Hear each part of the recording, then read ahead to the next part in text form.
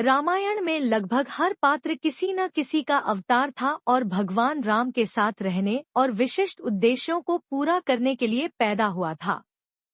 इसमें भगवान राम के 3 भाई और उनकी पत्नियां भी शामिल हैं। यह अलग बात है कि लोग उनकी पत्नियों के बारे में ज्यादा नहीं जानते हैं। शत्रुघ्न भगवान राम के सबसे छोटे भाई थे। रामायण में उनका ज्यादा जिक्र नहीं है। शायद इसीलिए उनकी पत्नी के बारे में भी कोई ज्यादा नहीं जानता।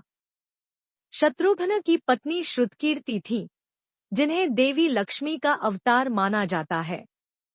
रामायण और अन्य ग्रंथों में वर्णन है कि भगवान विष्णु के अवतार के साथ ही उनकी पत्नी देवी लक्ष्मी के विभिन्न रूप भी उनके साथ धरती पर अवतरित हुए थे। श्रुतकीर्ति को सहनशीलता, शांति और आदर्श पत्नीव्रत का अवतार माना जाता है। श्रुतकीर्ति राजा जनक के भाई कुशध्वज की पुत्री थी। उन्हें ज्ञान, विनम्रता और निष्ठा की प्रतिमूर्ति माना जाता है। श्रुतकीर्ति के इस अवतार का मुख्य उद्देश्य शत्रुघ्न को उनके धार्मिक और पारिवारिक दायित्वों में सहायता करना और पवित्रता और शांति का संदेश फैलाना था।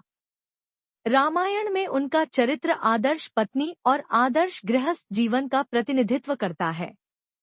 लक्ष्मण की पत्नी उर्मिला को भी देवी लक्ष्मी का अवतार माना जाता है। उर्मिला को देवी लक्ष्मी के त्याग और सहनशीलता का प्रतीक माना जाता है। वे राम और लक्ष्मण की अनुपस्थिति में 14 वर्षों तक अयोध्या में रहीं और अपने कर्तव्यों का पालन किया।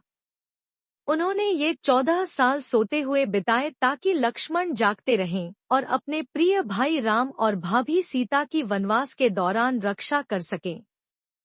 ऐसा कहा जाता है कि उर्मिला ने लक्ष्मण को भगवान राम की सेवा करने के लिए प्रेरित किया। उन्होंने अपने व्यक्तिगत सुखों को त्याग दिया और कर्तव्य और धर्म को प्राथमिकता दी। भरत की पत्नी मांडवी को भी देवी लक्ष्मी का अवतार माना जाता है। मांडवी को देवी लक्ष्मी के धैर्य और संतुलन का प्रतीक माना जाता है। उनका जीवन समर्पण और धर्मपरायणता का एक उदाहरण है, जिसने पारिवारिक और सामाजिक संतुलन बनाए रखने में मदद की। मांडवी ने भरत के कठिन जीवन में धैर्य और शक्ति का संचार किया। भरत ने राम की चरण पादुका के प्रतीक के रूप में अयोध्या पर शासन किया और मांडवी हर कदम पर उनके साथ रहीं।